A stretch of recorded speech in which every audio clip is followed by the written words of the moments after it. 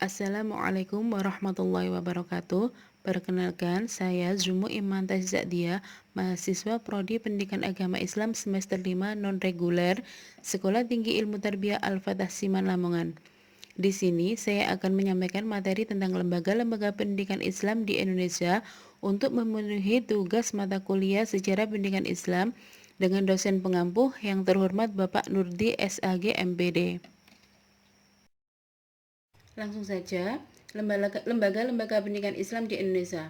Pengertian lembaga pendidikan Islam yang dimaksud dengan lembaga Islam dunia adalah wadah atau tempat berlangsungnya proses pendidikan Islam yang berlangsung dengan proses pembudayaan. Proses tersebut dimulai dari lingkungan keluarga.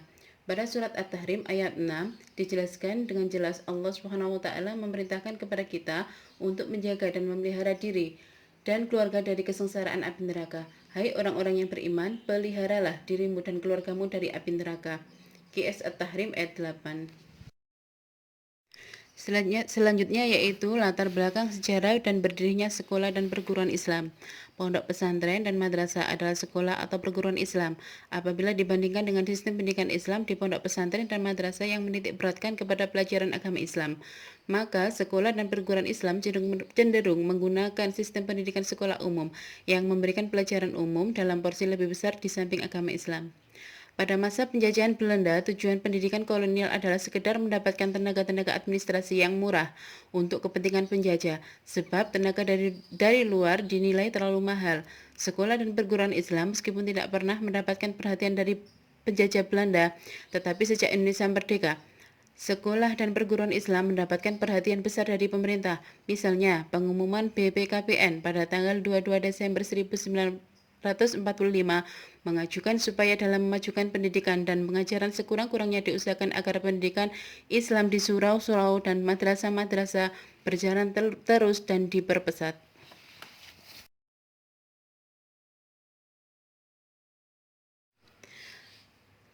Selanjutnya yaitu sistem pendidikan dan pengajaran. Beberapa sekolah dan perguruan Islam yang telah ada dan berkembang pada masa penjajahan Belanda, yakni A. Sekolah Adabiah lahir di Padang pada tahun 1909.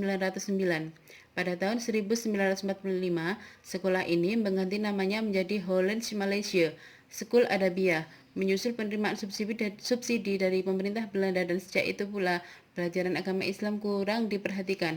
Di samping kenyataan bahwa sekolah tersebut hanyalah sekolah rendah yang tidak mampu menghasilkan lulusan yang berkembang untuk memenuhi kebutuhan masyarakat. B. Perguruan menurut Mahmud. Yunus Islamic College pertama telah didirikan dan dibuka di bawah pimpinannya sendiri pada tanggal 9 Desember 1940 di Padang. Tujuannya untuk mengeluarkan lulusan alim ulama yang intelek, sedangkan perguruan Islam yang cukup berpengaruh di daerah Minangkabau adalah perguruan Tawalib. Semula sekolah ini berasal dari sebuah surau atau langgar. Surau ini mula-mula mengajarkan pelajaran secara tradisional.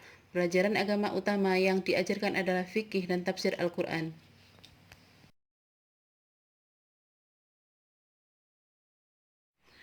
Perubahan sistem pengajaran ini baru terwujud setelah berdirinya perguruan Tawalib, yang merupakan pembaruan dari sistem pengajaran yang tradisional.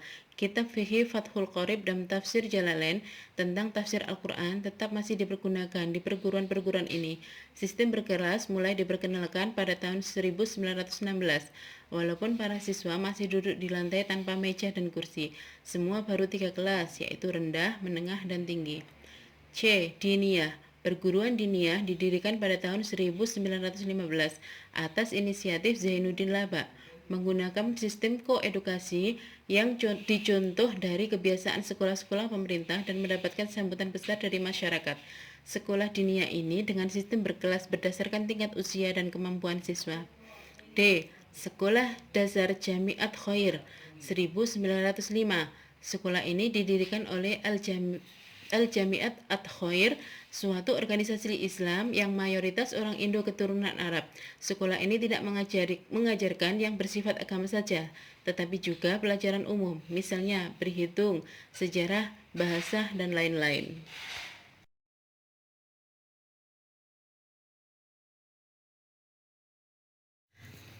Yang E. Sekolah NU atau Nahdlatul Ulama. Sekolah ini didirikan oleh Lembaga NU pada tanggal 31 Januari 1926 di Surabaya, Jawa Timur. Sekolah-sekolah yang didirikan oleh organisasi NU memasukkan pengetahuan umum ke dalamnya, seperti Madrasah Salafiyah, dan sampai sekarang pun masih ada dan berlaku.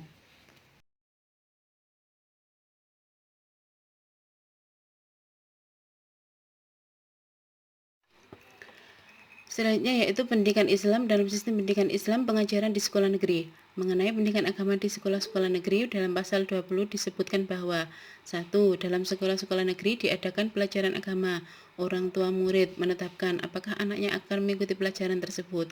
Yang kedua, cara penyelenggaraan pengajaran agama di sekolah-sekolah negeri diatur dalam peraturan yang ditetapkan oleh Menteri Pendidikan Pengajaran Kebudayaan bersama-sama dengan Menteri Agama. Dengan dikeluarkannya peraturan bersama tersebut, secara resmi pendidikan agama Islam telah dimasukkan di sekolah-sekolah negeri maupun swasta, mulai dari SD, SMA, dan juga di sekolah-sekolah kejuruan.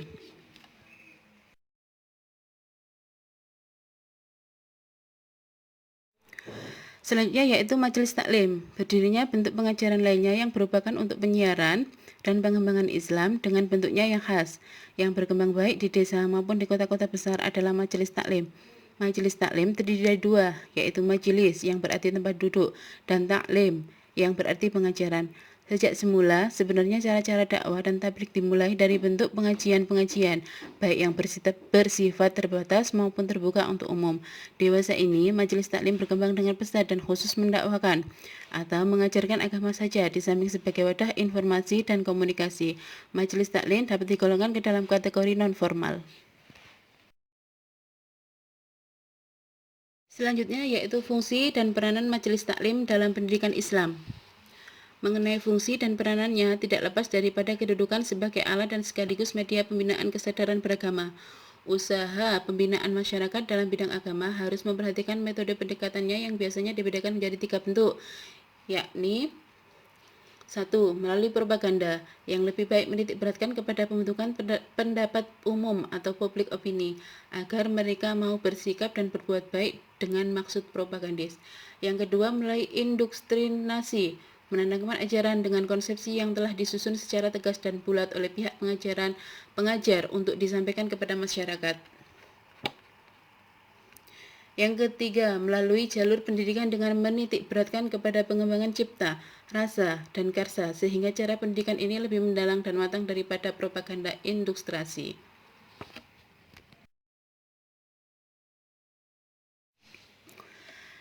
Selanjutnya yaitu kesimpulan yang dapat diambil dari pemaparan di atas adalah sebagai berikut. Lembaga Islam Dunia adalah wadah atau tempat berlangsungnya progres pendidikan Islam yang berlangsung dengan proses pembudayaan. Proses tersebut mulai dari lingkungan keluarga, pondok pesantren, dan madrasah adalah sekolah atau perguruan Islam. Apabila dibandingkan dengan sistem pendidikan Islam di pondok, pesantren, dan madrasah yang menitik beratkan kepada pelajaran agama Islam, maka sekolah dan perguruan Islam cenderung menggunakan sistem pendidikan sekolah umum yang memberikan pelajaran umum dalam porsi lebih besar di samping agama Islam.